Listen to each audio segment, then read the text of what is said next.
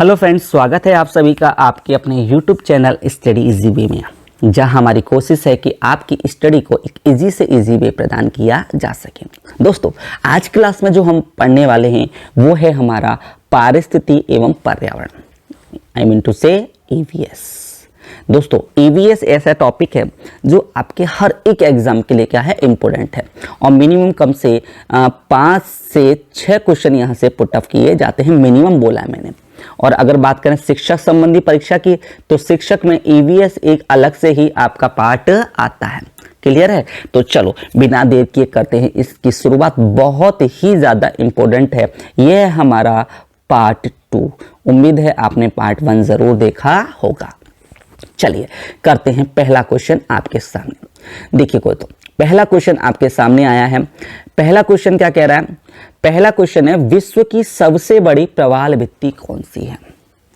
तो आपका जो आंसर है वो है दोस्तों द ग्रेट बैरियर रीफ।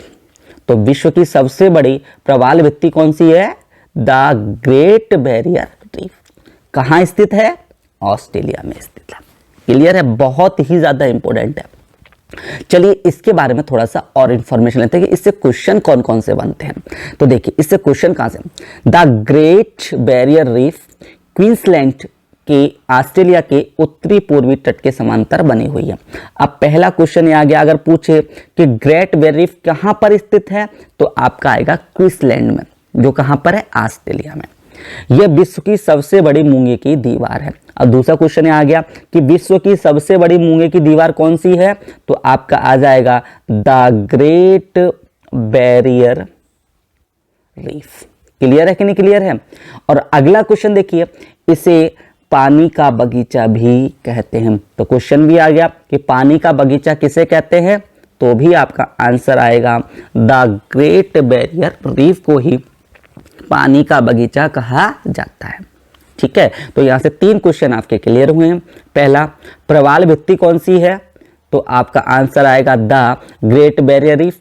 दूसरा क्वेश्चन, पानी का बगीचा किसे कहते हैं, तो भी आंसर आपका क्या आएगा, द ग्रेट बैरियर रीफ। और तीसरा, अगर मूंगे की सबसे बड़ी दीवार कौन सी है, तो भी आंसर आपका क्या आंसर आएगा, द ग्रेट बैरियर रीफ। और पूछे कि ये कहाँ स्थित है, या तो ऑप्शन में ऑस्ट्रेलिया देश पूछे तो ऑस्ट्रेलिया, और पूछे तो किसके पास में, तो क्वींसलैंड के पास में ये स्थित है। क्लियर है? यहां से इतना आपका डाउट क्लियर होना चाहिए। दोस्तों, क्लास पसंद आ रही है तो प्लीज क्लास को लाइक करें और शेयर करना ना भूलें। चलिए बढ़ते हैं अगले प्रश्न की। देखिए अगला प्रश्न आपके लिए क्या कह रहा है, ओजोन परत कहाँ पाई जाती है? दोस्तों, क्योंकि ओजोन फिलहाल में, क्योंकि आपको पता है कि बहुत ज्यादा इंपॉर्टेंट लेयर है अपने लिए, तो ये क्वेश्चन बहुत बार पूछा गया है और इंपॉर्टेंट क्वेश्चन मैं इसे वापस कर रहा हूं। तो ओजोन लेयर कहाँ पाई जाती है? तो देखिए ओजोन लेयर जो अपनी पाई जाती है, ओजोन लेयर समताप मंडल के निचले भाग में 15 से 35 किलोमीटर के बीच में स्थित है। अब थोड़ा सा इस बात को समझ लेते हैं, अपल्लो की जो परतें होती है कैसे होती है। क्लियर है? तो देखिए मैंने यहाँ पर एक डायग्राम दे रखा है, इसके बारे में आपको समझाता हूँ पूरा का पूरा, जो आपकी एग्जाम की दृष्टि से बहुत ज्यादा इंपॉर्टेंट हो सकता है। देखिए ये अपनी पृथ्वी हो गई। पृथ्वी के ऊपर जस्ट ऊपर जो वायुमंडल है ये ट्रोपोस्फीयर कहलाता है, जिसे अपन क्षोभ मंडल कहते हैं। किसमें है? क्षोभ मंडल। यहां पर क्या पाया जाता है? जीवन पाया जाता है। क्या पाता है? जीवन किस मंडल में पाया जाता है? तो क्षोभ मंडल में पाया जाता है। क्षोभ मंडल, इसकी ऊंचाई कितनी होती है? 0 से 12 किलोमीटर। ठीक है, उसके बाद में आता है आपको स्ट्रेटोस्फीयर, मतलब इसको बोलते हैं समताप मंडल। क्या बोलते हैं? समताप मंडल, जिसकी ऊंचाई होती है आपकी 12 से 50 किलोमीटर। उसके बाद आता है आपका मध्य मंडल, और उसके बाद में आता है आयन मंडल, और उसके बाद में आपका आता है बहिर्मंडल। क्लियर है कि नहीं क्लियर है? तो अब यहां पर तो जो आपका पूछा गया है ओजोन, तो ओजोन क्षोभ मंडल से थोड़ा सा ऊपर और समताप मंडल से थोड़ा सा नीचे तक ये पाया जाता है आपका ओजोन लेयर। ओजोन के बारे में आपको पता होना चाहिए, सबको पता है ओजोन हमारे लिए बहुत ही ज्यादा इंपॉर्टेंट लेयर है, क्योंकि ये सूरज से आने वाली परावैंगनिक किरणों, कौन सी? यूवी रेज को, यूवी वेव को क्या करती है? वापस अंतरिक्ष में भेज देती है। और ये जो अब बात करें समताप मंडल की, समताप मंडल आपकी एक इंपोर्टेंट लेयर है, क्योंकि यहां पर या तो जेटों के उड़ने के लिए और वायुयानों के उड़ने के लिए ये क्या है, बहुत ही सूटेबल प्लेस है, क्योंकि यहाँ का तापमान क्या रहता है, समान रहता है। और थर्मो लेयर पूछ लिया जाता है कि आपके जो उपग्रह हैं वो कहाँ पर स्टेबल किए जाते हैं या स्थित किए जाते हैं, तो ये आपके आयन मंडल में क्या किए जाते हैं, स्थित किए जाते हैं। ठीक है, जहां पर इसकी लेयर कितनी है, यहाँ इसकी ऊंचाई है 880 से लेके 700 किलोमीटर तक। ठीक है, जो आयनों को क्या करता है, ट्रांसफर करता है। चलिए अब यहां तक इतना क्लियर होना चाहिए। चलिए करते हैं अब नेक्स्ट क्वेश्चन की ओर। देखिए नेक्स्ट क्वेश्चन क्या कह रहा है, नेक्स्ट क्वेश्चन आपके सामने है कि वायुमंडल कई प्रकार की गैसों का मिश्रण से बना होता है। पृथ्वी के नजदीक वायुमंडल में मुख्यतः कौन सी गैस पाई जाती है। ये तो इसने क्वेश्चन को घुमाया है। अगर प्रश्न सीधे पूछता तो पूछता वायुमंडल में सबसे ज्यादा गैस कौन सी है, बहुत अधिक मात्रा में गैस कौन सी है। या तो क्वेश्चन ये पूछ सकता है, या क्वेश्चन दूसरा पूछ सकता है कि हम श्वसन क्रिया में, ये इंपॉर्टेंट बनेगा, हम श्वसन क्रिया में सबसे ज्यादा गैस कौन सी लेते हैं। श्वसन क्रिया में सबसे ज्यादा गैस अंदर कौन सी लेते हैं। तो दोस्तों यहां पे आप थोड़ा सा ध्यान से, क्योंकि इसने श्वसन क्रिया, श्वसन गैस कहां से ले रहे हो, वायुमंडल से ले रहे हो, और वायुमंडल में ऑब्वियसली वही गैस सबसे ज्यादा आपकी बॉडी के अंदर जाएगी जो वायुमंडल में सबसे ज्यादा है। तो देखिए वायुमंडल में सबसे ज्यादा गैस कौन सी है, वो है आपकी नाइट्रोजन। कौन सी है, नाइट्रोजन। और ये कितने प्रतिशत है, तो आपका आंसर है लगभग 78%। ठीक है, तो इसका आंसर क्या जाएगा, 78%। चलिए इसके बारे में और जानते हैं थोड़ा सा, ये क्वेश्चन बहुत ज्यादा इंपॉर्टेंट बन जाएगा अपने लिए, इसे थोड़ा सा डीपली और समझ लेते हैं। देखिए क्वेश्चन क्या कह रहा है, तो देखिए पृथ्वी के नजदीक वायुमंडल में मुख्यतः नाइट्रोजन गैस पाई जाती है। क्लियर है। अब यहां से देखो शुद्ध और शुष्क वायु में नाइट्रोजन लगभग 78% होता है। ऑक्सीजन की मात्रा कितने प्रतिशत है, लगभग 21% है। आर्गन इसको बहुत ज्यादा इंपोर्टेंट है, बहुत ही इंपोर्टेंट, जो तीसरे नंबर पे आता है, ये कितने परसेंट पाया जाता है, 0.93% पाया जाता है। कार्बन डाइऑक्साइड चौथे नंबर पे आती है, ध्यान रखना, और इसका प्रतिशत कितना है, 0.03% है। क्लियर है। Hydrogen, helium, ozone, neon, xenon आदि अल्प मात्रा में उपस्थित रहती हैं। अगर वातावरण में नमी है, यानी ओस पड़ी है या फिर आपकी बारिश हुई है, उस समय जल वाष्प की मात्रा 5% तक हो सकती है। तो आपका आंसर यहां से क्लियर होना चाहिए। कैसे पूछे, तो यहां से क्वेश्चन 3 तरह से पूछ सकता है।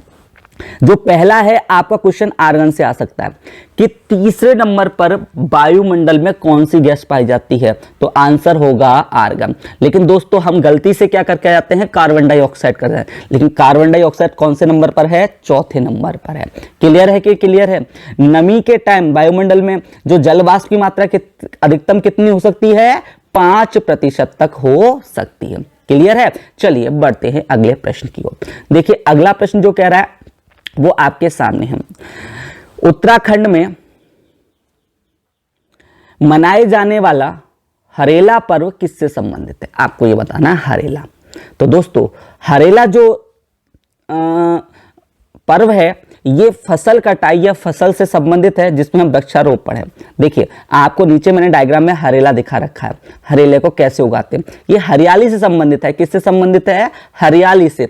यानी लोग इसे प्रतीक के रूप, पूजा के लिए, एक जो अपना दीपक होता है ना, बड़े दीपक में थोड़े से गेहूं या चने रूप में उगा लेते हैं। जब वे पूर्णतः बड़े हो जाते हैं तो उनको क्या करता है, पूजन करके भगवान को समर्पित किया जाता है। और यह माना जाता है जिसका जितना हरेला बड़ा होगा उतनी ही ज्यादा समृद्धि आएगी। तो देखिए यहां से थोड़ा सा और इंफॉर्मेशन दे, क्या है, देखिए क्या कह रहा है। हरेला, कमाऊनी त्योहार हरेला उत्तराखंड के कमाऊं में मनाया जाता है। कहां पर, किस राज्य में मना, क्वेश्चन पूछे कि हरेला किस राज्य में मनाया जाता है, तो आंसर आएगा उत्तराखंड राज्य में। क्लियर है। यह हरेले का अर्थ होता है हरियाली का दिन, यानी हरेले का अर्थ क्या है, हरियाली का दिन। क्लियर है। और कौन से राज्य में, उत्तराखंड में। उत्तराखंड में जैसे ही मैंने कहा नाम तुरंत आना चाहिए, क्या है, देहरादून। देहरादून, और देहरादून को ही क्या बोलते हैं, फूलों की घाटी बोला जाता है, ध्यान रखिएगा।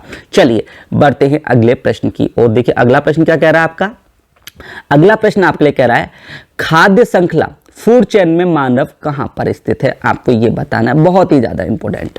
तो खाद्य श्रृंखला में फूड, तो देखो खाद्य श्रृंखला में मानव प्राथमिक और द्वितीयक उपभोक्ता दोनों होता है, क्योंकि वो शाकाहारी भी होता है और मांसाहारी भी होता है। अतः हम कह सकते हैं तो प्राथमिक उपभोक्ता भी है और द्वितीयक उपभोक्ता भी है। अब इस चेन को थोड़ा सा आप लोग समझने की कोशिश करते हैं। तो देखो सबसे पहले जैसे आप समझ गए होंगे, जो शाकाहारी होता है उसे बोलते हैं प्राथमिक उपभोक्ता, जो मांसाहारी होता है उसे बोलते हैं द्वितीयक उपभोक्ता, और जो सब कुछ खा सकता है सर्वाहारी उसे बोलते हैं तृतीयक उपभोक्ता। तो देखिए यहां पर सबसे पहले अपन ने कहा कि देखिए यहां पर एक घास थी, घास को किसने खाया, टिड्डे ने खाया, यानी किसने खाया, तितलियों ने खाया, कीड़ों ने खाया। कीड़े को कौन खा गया, मेढक खा गया। तो टिड्डा तो या कीड़े हो गए प्राथमिक उपभोक्ता, मेढक क्या हो गया, द्वितीय उपभोक्ता, और तीसरे नंबर पे क्या हो जाएगा, बाज, जो आपको दिखाई दे रहा है ये हो जाएगा आपका तृतीय उपभोक्ता। अब बाज को कोई खाता नहीं है, तो बाज की जो डेड बॉडी होगी वापस क्या हो जाएगी, जमीन पर पड़ के गल जाएगी, सड़ जाएगी, और सड़ने पर वापस क्या होगा, इसका नाइट्रीकरण होगा, और उसके वापस क्या निकल आएंगे, पौधे निकल आएंगे। तो ये चक्र लगातार चलता रहेगा, इसीलिए इसे खाद्य श्रृंखला चक्र कहते हैं, जो हर किसी का क्या होता है, खाद्य। जैसे देखो यहाँ फसल, एक मिनट यहाँ देखिएगा, ये और बड़ा कर देता हूं, यहाँ पे देखिएगा, देखिए यहाँ पर फसल थी, फसल को किसने, प्राइमरी उपभोक्ता ने खाया, उसने किसको खाया, सेकेंडरी यानी मेढक ने खाया, मेढक को किसने खाया, मेढक को खाया सांप ने, ये तो आपका थर्ड पार्टी हो गया। और ये हो गया सर्वाहारी यानी लास्ट में ये आपका बाज हो गया। अब बाज को कोई खाता नहीं, तो बाज जब मर जाएगा तो कहां हो जाएगा, इसकी डेड बॉडी सड़ जाएगी, तो उसमें क्या हो जाएगी, आपकी फसल ही तो उगेगी, यानी घास वगैरह उगेगी, तो ये चक्र वापस शुरू हो जाएगा। तो यही आपका क्या कहलाता है, खाद्य श्रृंखला चक्र कहलाता है, कि फूड का किसी व्यक्ति का दूसरे के लिए क्या बनना, भोज्य बनना, और जिसको कोई नहीं खाता उसकी बॉडी सड़ने के बाद में वापस क्या हो जाती है, उसमें आपकी वनस्पति उगाती है। अगला देखिए प्रश्न क्या कह रहा है, अगला प्रश्न कह रहा है, बहुत ही अच्छा क्वेश्चन हो सकता है, दो विभिन्न समुदायों के बीच का संक्रांतिक क्षेत्र क्या कहलाता है। तो दोस्तों इसका आंसर होगा इकोटोन। क्या कहलाता है, इकोटोन कहलाता है। अब इकोटोन क्या होता है, इकोटोन दो पारिस्थितिक तंत्रों के मध्य अथवा दो विभिन्न समुदायों के मध्य स्थित संक्रमण क्षेत्र है, जिसमें दो पारिस्थितिक तंत्रों की विशेषताएं पाई जाती हैं। इकोटोन में जैविक विविधता दोनों ओर के समुदाय की तुलना में अधिक होती है। अब देखो यहां सिंपल कहने का मतलब, इकोटोन का मतलब कर लो बिचौलिया, क्या कर लो, बिचौलिया। बिचौलिया का जो जो आदतें होती है वो इकोटोन में होती है, उसमें दोनों पक्षों के गुण पाए जाते हैं, और उसकी एक्टिविटी दोनों पक्षों की तुलना में क्या होती है, ज्यादा होती है। तो इकोटोन का मतलब जिसमें दोनों समुदाय के गुण पाए जाते हैं, ठीक है, और इसमें जो जैव विविधता होगी यानी जो हलचल होगी वो दोनों समुदाय से ज्यादा होगी। क्लियर है कि नहीं क्लियर है, बोलो। चल बढ़ते हैं अगले प्रश्न की ओर। देखिए अगला प्रश्न क्या कह रहा है, अगला प्रश्न आपके सामने है कि कौन सा वृक्ष पारिस्थितिकी आतंकवादी माना जाता है, यानी दुश्मन, इसकी जगह क्या माना जाता है, दुश्मन माना जाता है। दुश्मन क्यों, वातावरण का या पृथ्वी का दुश्मन, या कोई पूछ सकता है। तो दोस्तों इसका आंसर है आपका यूकेलिप्टिक, यानी यूकेलिप्टिक जो बड़ा सा पेड़ होता है उसको क्या माना जाता है, पृथ्वी का दुश्मन माना जाता है, या पारिस्थितिकी का दुश्मन माना जाता है। क्यों, क्योंकि यूकेलिप्टिक के कारण पृथ्वी का जल स्तर घट जाता है और निकटतम भूमि की उर्वरा शक्ति का भी ह्रास होता है। देखिए अब क्या कह रहा है कि ये यूकेलिप्टिक का एक पौधा होता है जो बहुत ही लंबा होता है, बहुत ही ज्यादा, जिसकी लकड़ी भी कोई काम की नहीं होती है, ठीक है, और इसकी जड़ें काफी नीचे तक जाती है और इसको पानी की बहुत ज्यादा जरूरत होती है। तो जैसे ही जहां पर जैसे ये पृथ्वी था यहां पर ये पेड़ होगा तो इसकी जब नीचे जाएंगे तो यहां पर जो पानी क्या होगा, पानी तो हास हो जाएगा क्योंकि सारा सारा ये एब्जॉर्ब कर लेगा। तो इसके आसपास जो भूमि होगी वहां पानी की क्या हो जाएगी, कमी हो जाएगी। और जो छोटे पेड़ पौधे जिनकी जड़ें इतनी नीचे तक नहीं जाती वो क्या हो जाएंगे, सूख जाते हैं। इसलिए इसकी आसपास की जो भूमि है वो क्या हो जाती है, बंजर हो जाती है। इसीलिए एक तो पानी की ज्यादा सोखता है और दूसरा इसके लंबे होने के कारण प्रकाश भी पर्याप्त नीचे नहीं आ पाता, इसलिए वहां आसपास की भूमि क्या हो जाती है, बंजर हो जाती है। इसलिए इसे क्या माना जाता है, प्रकृति का क्या माना जा रहा है, पारिस्थिति का क्या माना जा रहा है, दुश्मन माना गया है। किसे, यूकेलिप्टिक को। क्लियर है। चलिए बढ़ते हैं अगले प्रश्न की ओर। देखिए अगला प्रश्न क्या कह रहा है, अगला प्रश्न कह रहा है कौन सा पारिस्थितिक तंत्र पृथ्वी में सर्वाधिक क्षेत्र पर फैला हुआ है। वेरी वेरी इंपॉर्टेंट, यानी कौन सा। तो आपको पता है पृथ्वी पर अधिकांशतः क्या है, जल है कि नहीं, समुद्र से घिरा हुआ है। तो आंसर ये हो जाएगा महासागरीय पारिस्थितिक तंत्र। तो सबसे ज्यादा कौन सा फैला हुआ है, महासागरीय पारिस्थितिक तंत्र फैला हुआ है, यानी ऑप्शन आपका ये सही हो जाएगा। क्लियर है। तो 7 महासागर है, आपको पता ही होगा। चलो अगला प्रश्न देखिए, ये बहुत इंपॉर्टेंट और ये आया हुआ क्वेश्चन है दोस्तों, एग्जाम में कहीं ना कहीं आपको क्वेश्चन जरूर क्रैक होगा। अगर आपको पसंद आ रही क्लास को लाइक जरूर करें दोस्तों, बड़ी मेहनत लगती है क्वेश्चन बनाने में। देखिए क्वेश्चन क्या कह रहा है, कौन सा पारिस्थितिक तंत्र सर्वाधिक स्थायी पारिस्थितिक तंत्र है, सर्वाधिक स्थायी, जिसमें कि परिवर्तन बहुत ही कम होते हैं। तो दोस्तों वो है आपका महासागरीय पारिस्थितिक तंत्र, जिसे जल पारिस्थितिक तंत्र भी कह सकते हैं आप, कोई इशू नहीं। तो यहां पर जो है महासागरीय है, क्योंकि महासागरों में ज्यादा बदलाव नहीं होते। क्लियर है। चलिए बढ़ते हैं अगला प्रश्न की ओर। अगला प्रश्न क्या कह रहा है, देखिए अगला प्रश्न कह रहा है पारिस्थितिक तंत्र में उच्चतम पोषण स्तर प्राप्त होता है। आंसर है आपको सर्वाहारी को, यानी उच्चतम पोषण क्या होगा, अरे भाई भूखा कौन रहता, जो कुछ भी खा सकता है। और सर्वाहारी का मतलब जो कुछ भी मिले, जो कुछ भी मिले उसको खा जाए, जो कुछ भी मिले उसे खा लेना, यही आपका क्या होता है, सर्वाहारी का गुण होता है। तो देखिए क्या कह रहा है, सर्वाहारी को, आंसर क्या है, सर्वाहारी को, क्योंकि यह शाकाहारी और मांसाहारी दोनों तरह के भोज्य पदार्थ ग्रहण कर सकते हैं, जिनकी वजह से इनको उच्चतम पोषण प्राप्त होता है। जिस चीज से जो पोषण मिल रहा है, अगर मांसाहारी से ज्यादा मिल रहा है तो मांसाहारी चीज खा लो, अगर शाकाहारी से ले रहा है तो शाकाहारी। तो आंसर क्या आएगा आपका, सर्वाहारी। क्लियर है। चलिए बढ़ते हैं अगले प्रश्न की ओर। देखिए अगला प्रश्न क्या कह रहा है आपका, पारिस्थितिकी के जनक किसे माना जाता है, बहुत ही ज्यादा इंपॉर्टेंट है, या इसको इकोसिस्टम बोला, पारिस्थिति इको। तो आपका आंसर होगा पारिस्थिति के जनक जर्मन के वैज्ञानिक, कहां के हैं, जर्मन के अर्नेस्टर हैकल को माना जाता है, अर्नेस्टर हैकल को माना जाता है। इन्हें सर्वप्रथम ही पारिस्थिति शब्द का क्या किया गया था, प्रयोग किया गया था, यानी किसका, इकोलॉजी का। इकोलॉजी का प्रयोग किसने किया था, अर्नेस्टर हैकल ने किया था। तो देखिए यहां पर देख लेते हैं थोड़ा सा इंपॉर्टेंट क्वेश्चन और क्या क्या बनते हैं। इकोलॉजी या परिस्थिति शब्द का जनक किसे, अर्नेस्टर हैकलर को माना जाता है। लेकिन दूसरा क्वेश्चन आपके लिए और ज्यादा इंपॉर्टेंट है, भारतीय परिस्थिति के जनक किसे माना जाता है। तो भारतीय परिस्थिति के जनक रामदेव मिश्रा को माना जाता है। किसको माना जाता है, रामदेव मिश्रा को भारतीय परिस्थिति के जनक माना गया है। इकोलॉजी की सबसे छोटी इकाई क्या है, इकोलॉजी की सबसे छोटी इकाई जीव को माना जाता है। पारिस्थितिक तंत्र की सबसे बड़ी इकाई जैव मंडल को माना गया है। इकोसिस्टम या परितंत्र जैविक समुदाय प्लस में भौतिक पर्यावरण के योग को कहते हैं। किसके, जैविक समुदाय प्लस में भौतिक पर्यावरण के समूह को। तो यहां से ये बात याद कर लेना कि भारतीय परिस्थिति के जनक किसे मानता है, रामदेव मिश्र को माना गया है। क्लियर है। चलिए बढ़ते हैं अगले प्रश्न की ओर। चलिए देखते हैं अगला प्रश्न अपना क्या कह रहा है। अगला प्रश्न देखिए क्या कह रहा है, पारिस्थितिक तंत्र की संकल्पना सबसे पहले किसने प्रस्तावित की। ध्यान रखना इसने पारिस्थितिक तंत्र बोला है, तो उसमें क्या बोला था, उसमें पारिस्थितिकी बोला था, इसमें तंत्र शब्द और जोड़ दिया गया। ठीक है। तो यहां पर जो इसका आंसर होगा वो होगा ए जी टास्ले। किसने किया था, ए जी टास्ले ने सर्वप्रथम पारिस्थितिकी तंत्र की क्या की थी, संकल्पना प्रस्तुत किया था। चलिए बढ़ते हैं अगले प्रश्न की ओर। देखिए अगला प्रश्न क्या कह रहा है, पारिस्थितिकी इकाई अर्थव्यवस्था है, पारिस्थितिकी स्थायी अर्थव्यवस्था है, यह किस आंदोलन का नारा है? तो पारिस्थितिकी स्थायी अर्थव्यवस्था है, यह चिपको आंदोलन का है। किसका है?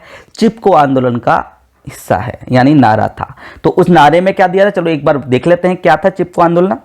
तो देखिए चिपको आंदोलन पेड़ों की कटाई को रोकने के लिए किया गया एक महत्वपूर्ण आंदोलन था। इस आंदोलन के अंतर्गत 26 मार्च 1974 का उत्तराखंड, तब वो कहाँ था, उत्तर प्रदेश का भाग था, के चामोली जिले में वनों में अशांत एवं अहिंसक विरोध प्रदर्शन किया गया। इस आंदोलन का मुख्य उद्देश्य व्यवसाय के लिए हो रही वनों की कटाई को रोकना था और इसे रोकने के लिए महिलाएं बस से चिपककर खड़ी हो गई थी।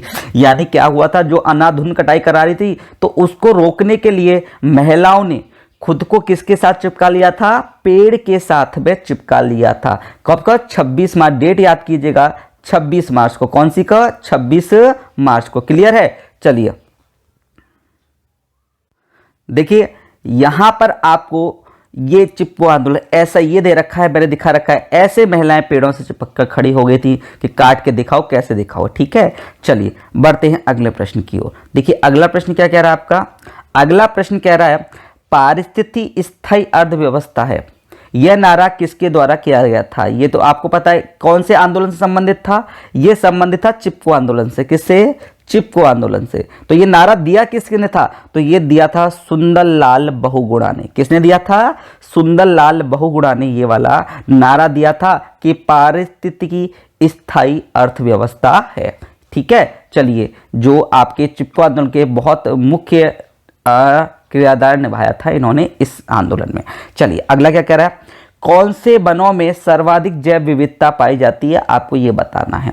तो दोस्तों इसका जो आंसर होगा वो होगा आपका उष्णकटिबंधीय वर्षा वनों में। कौन सी? उष्णकटिबंधीय वर्षा वनों में सर्वाधिक जैव विविधता पाई जाती है। बहुत ज्यादा इंपॉर्टेंट क्वेश्चन है। और सबसे कम किसमें? आपका महासागरीय वन बताया। ठीक है, चलो अगला, चलिए अगला प्रश्न क्या कह रहा है, अगला प्रश्न, द ग्रेट इंडियन हॉर्नबिल मुख्यतः भारत के किस क्षेत्र में पाए जाते हैं? द ग्रेट इंडियन हॉर्नबिल मुख्यतः, तो ये द ग्रेट इंडियन हॉर्नबिल पश्चिमी घाट के क्षेत्रों में मुख्यतः पाए जाते हैं। कहां पर? पश्चिमी घाट में।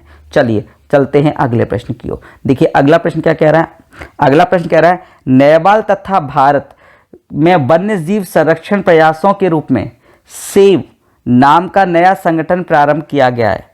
सेव का मुख्य उद्देश्य क्या था? आपके बता, नेपाल और भारत की सरकार ने मिलकर जो नया संगठन सेव का प्रयोग किया था वो किस लिए, किसके बचाने के लिए किया था? तो दोस्तों आपका आंसर है ये था टाइगर संरक्षण। किसको?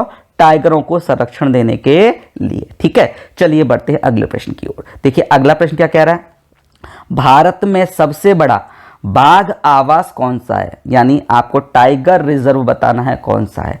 तो भारत का सबसे बड़ा टाइगर रिजर्व है वो आंध्र प्रदेश में स्थित नागार्जुन सागर श्रीशैलम टाइगर रिजर्व है। कौन सा? श्रीशैलम टाइगर रिजर्व, जो कहां पर है? आंध्र प्रदेश में स्थित है और नागार्जुन सागर के पास में। क्लियर है? क्लियर है? पक्का ये वाला क्वेश्चन बहुत इंपॉर्टेंट है। चलिए अगला प्रश्न देखते हैं। अगला प्रश्न क्या कह रहा है, अब बता चुका हूं, विश्व की सबसे बड़ी प्रवाल भित्ति किस देश के तट के निकट पाई जाती है? तो ऑस्ट्रेलिया में स्थित द ग्रेट बैरियर रीफ विश्व की सबसे बड़ी प्रवाल भित्ति है। ये ऑस्ट्रेलिया के पूर्वी भाग पर कोरल सागर में स्थित एक अवरोधक प्रवाल भित्ति है। इसे सन 1981 में यूनेस्को की विश्व विरासत की सूची में शामिल किया गया था। कब? 1981 में। ध्यान रखना, यूनेस्को ने इसे क्या किया था? अपनी विरासत की, विश्व विरासत के रूप में क्या किया था? चिन्हित किया था। ठीक है, चलिए बढ़ते हैं अगले प्रश्न की ओर। टॉप स्लिप के नाम से किस राष्ट्रीय उद्यान को जाना जाता है? आपको ये बताना वेरी वेरी इंपॉर्टेंट है, ध्यान रखिएगा। टॉप स्लिप के नाम से, तो टॉप स्लिप के नाम से दोस्तों जाना जाता है वो है आपका इंदिरा गांधी, कौन सा? इंदिरा गांधी वन्यजीव अभ्यारण्य और राष्ट्रीय उद्यान को, इन दोनों को जाना जाता है, राष्ट्रीय उद्यान और राष्ट्रीय अभ्यारण्य को। यह दक्षिण भारत के तमिलनाडु राज्य के कोयम्बटूर जिले में स्थित है। कौन से में? कोयम्बटूर जिले में स्थित है। पहले इसे अनाईमलाई जीव अभ्यारण्य कहा जाता, अनाईमलाई जीव अभ्यारण्य के नाम से जाना जाता था। क्लियर है। चलिए बढ़ते हैं अगले प्रश्न की ओर। देखिए अगला प्रश्न क्या कह रहा है, किसी प्रजाति को लुप्त माना जा सकता है जब वह अपने प्राकृतिक आवास पर दिखाई नहीं दे। कितने टाइम पीरियड से दिखाई नहीं दे रही हो? तो आपका आंसर है 50 वर्षों से। बहुत ही ज्यादा इंपॉर्टेंट है। अगर किसी प्रजाति को उसके प्राकृतिक आवास पर 50 वर्षों से नहीं देखा गया तो उस प्रजाति को लुप्त मान लिया जाता है और किस बुक में? रेड डाटा बुक में उसकी क्या कर दी जाती है? एंट्री कर दी जाती है। क्लियर है, कल पढ़ाया था मैंने। चलिए बढ़ते हैं अगले प्रश्न की ओर। अगला प्रश्न कह रहा है, बांदीपुर राष्ट्रीय उद्यान किस राज्य में स्थित है? आपको यह बताना है। बांदीपुर राष्ट्रीय उद्यान, तो बांदीपुर राज्य है आपके कर्नाटक में स्थित है। कहां पर स्थित है? कर्नाटक राज्य में स्थित है। क्लियर है। चलिए बढ़ते हैं अगले प्रश्न की ओर। अगला प्रश्न देखिए कह रहा है, मानस वन्य जीव अभ्यारण्य किस राज्य में स्थित है? कौन सा? मानस जीव अभ्यारण्य किस राज्य में स्थित है? तो दोस्तों आपका आंसर होगा असम। कहां पर स्थित है?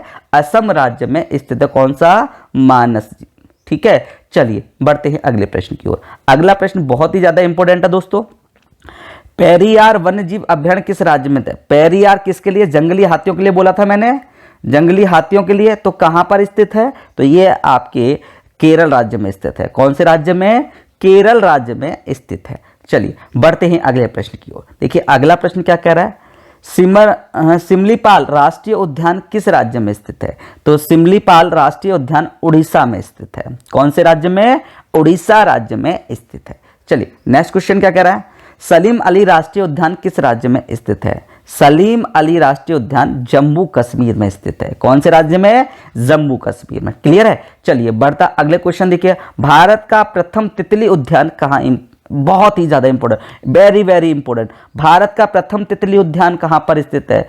तो बन्नरघट्टा जैविक उद्यान बेंगलुरु में। कौन सा? बन्नरघट्टा जैविक उद्यान, बन्नरघट्टा जैविक उद्यान आपका बेंगलुरु में स्थित है। दोस्तों अगर पूछा जाए कि पहला हाथी अस्पताल कहां बनाया गया है, तो पहला हाथी अस्पताल मथुरा में बनाया गया है। कहां बनाया गया है? मथुरा उत्तर प्रदेश में बनाया गया है। इस बात को भी थोड़ा सा याद रखिएगा। चलिए बढ़ते हैं अगले प्रश्न के लिए। अगला प्रश्न क्या कह रहा है, पीलीभीत राष्ट्रीय उद्यान कहां स्थित है? वेरी वेरी इंपॉर्टेंट पूछा गया है। तो पीलीभीत राष्ट्रीय उद्यान उत्तर प्रदेश में स्थित है। कहां पर? उत्तर प्रदेश में स्थित है। राजाजी राष्ट्रीय उद्यान किस राज्य में स्थित है? यह भी बहुत ज्यादा इंपॉर्टेंट क्वेश्चन है दोस्तों, 2 बार पूछा गया है। तो राजाजी राष्ट्रीय उद्यान कहां स्थित है? तो राजाजी राष्ट्रीय उद्यान उत्तराखंड में स्थित है। अगला देखिए अगला प्रश्न क्या आ रहा है। अगला प्रश्न आ रहा है, नागरहोल राष्ट्रीय उद्यान किस राज्य में स्थित है? तो नागरहोल राष्ट्रीय उद्यान कर्नाटक में स्थित है। कहां पर स्थित है? कर्नाटक में। अगला प्रश्न देखिए, काजीरंगा राष्ट्रीय उद्यान किस राज्य में स्थित है? काजीरंगा बहुत ही ज्यादा इंपॉर्टेंट है और काजीरंगा का नाम आती है आपको कौन सा चाहिए? एक सींग का गैंडा। कौन सा? एक सींग का गैंडा। ये कहां पर स्थित है? तो ये आपके असम राज्य में स्थित है। कहां पर स्थित है? असम राज्य में। और किसके लिए फेमस है? एक सींग के गैंडे के लिए। चलिए बढ़ते हैं अगले प्रश्न के लिए। पालुम राष्ट्रीय उद्यान किस राज्य में स्थित है? आपको बताना है। पालुम राष्ट्रीय उद्यान झारखंड में स्थित है। कौन से? इसमें झारखंड में स्थित है। क्लियर है। चलिए अगला प्रश्न देखिए क्या कह रहा है, कौन सा बाघ आरक्षित क्षेत्र 2 राज्यों में स्थित है? आपको ये बताना है कौन सा राज्य इंपॉर्टेंट है। तो ये पेच बाघ आरक्षित क्षेत्र का विस्तार मध्य प्रदेश और महाराष्ट्र में। कौन सा? पेच बाघ। ध्यान रखिएगा कौन सा? पेच बाघ जो है यह आपका मध्य प्रदेश और महाराष्ट्र में फैला हुआ है। चलिए आगे देखिए अगला प्रश्न जो मैं बता चुका हूं कि काजीरंगा राष्ट्रीय उद्यान किसके लिए विश्वविख्यात है? तो ये है एक सींग के गैंडे के लिए, कि काजीरंगा राष्ट्रीय उद्यान एक सींग के गैंडे के लिए विश्वविख्यात है। क्लियर है। चलिए अगला क्वेश्चन बहुत ही ज्यादा इंपॉर्टेंट है, गर्म पानी अभ्यारण्य किस राज्य में स्थित है? आपको ये बताना है। तो देखिए तो ये आपका आंसर हो जाएगा ये होगा असम। यानी गर्म पानी, यानी यहाँ पर गर्म पानी अभ्यारण्य, यहाँ पर गर्म पानी की 6-7 झीलें पाई जाती हैं, झरने पाए जाते हैं, जिसके कारण इसे क्या बोला जाता है, गर्म पानी अभ्यारण्य बोला जाता है। ये लगभग 6 से 7 किलोमीटर तक फैला हुआ है। ठीक है, चलिए बढ़ते हैं अगले प्रश्न की ओर। नामदफा अभ्यारण्य किस राज्य में स्थित है? आपको बता रहा नामदफा अभ्यारण्य किस राज्य में स्थित है? तो दोस्तों आपका आंसर आ जाएगा, आंसर आएगा अरुणाचल प्रदेश। किस प्रदेश में स्थित है? अरुणाचल प्रदेश में स्थित है। चलिए अगला प्रश्न देखिए, बुक्सा बाग परियोजना भारत के किस राज्य में स्थित है? ये क्वेश्चन पूछा गया दोस्तों।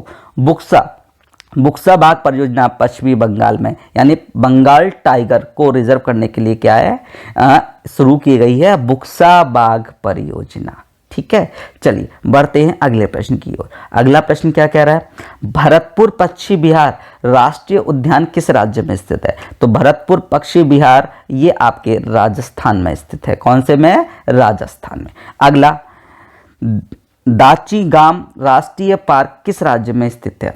दाची गाम राष्ट्रीय पार्क जम्मू कश्मीर में स्थित है। कहां पर स्थित है? जम्मू कश्मीर राज्य में स्थित है। क्लियर है? चलिए बढ़ते अगले प्रश्न की ओर। अगला प्रश्न क्या कह रहा है, दंपा टाइगर रिजर्व किस में स्थित है? बहुत इंपॉर्टेंट है दोस्तों, 1-2 बार आया हुआ है। दंपा टाइगर रिजर्व किस राज्य में स्थित है? तो दंपा राज्य आपके मिजोरम में स्थित है। कहां पर? मिजोरम राज्य में स्थित है। क्लियर है? चलिए बढ़ते हैं अगले प्रश्न की ओर। अगला प्रश्न बहुत ही ज्यादा इंपॉर्टेंट हो सकता है आपके लिए दोस्तों।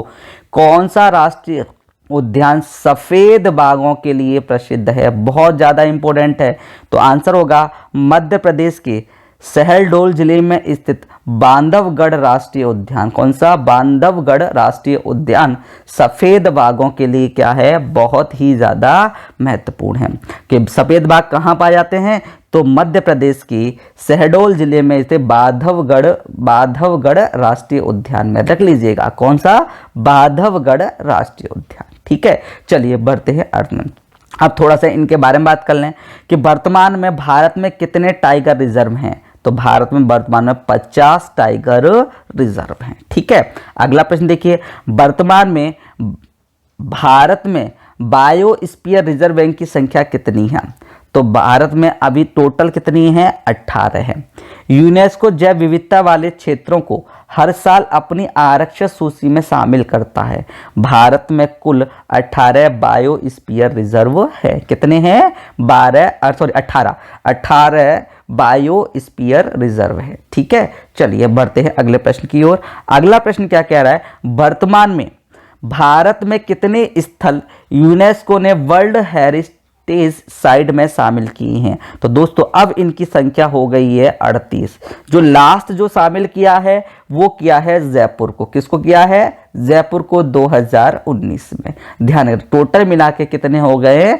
38 अब इसकी संख्या हो चुकी है भारत में। ठीक है, चलिए अगला प्रश्न देखिए, वर्तमान में भारत में कितने राष्ट्रीय उद्यान हैं? तो वर्तमान में अब इनकी संख्या 103 से बढ़कर कितनी हो गई है? 104 हो गई है। ठीक है, अब आज क्वेश्चन का लास्ट क्वेश्चन है दोस्तों कि चिनार वन्य जीव विहार किस राज्य में स्थित है? तो चिनाब वन्य जीव विहार केरल राज्य में स्थित है। तो उम्मीद करता हूं दोस्तों आज क्लास पसंद आई होगी। तो चैनल को सब्सक्राइब करना न भूलें, साथ ही अपने दोस्तों को इस क्लास को ज़्यादा से ज़्यादा शेयर करें। और मैं आपके वादा करता हूं कि कोई सा भी कंपटीशन एग्जाम हो, मैक्सिमम क्वेश्चन इसी चैनल में पढ़ाए हुए क्वेश्चनों में से पुटअप किए जाएंगे। तो मिलते हैं इसके नेक्स्ट पार्ट के साथ में, पार्ट 3 के साथ में। तब तक के लिए सेफ रहिए, सुरक्षित रहिए, घरों पर रहिए। तब तक के लिए नमस्कार।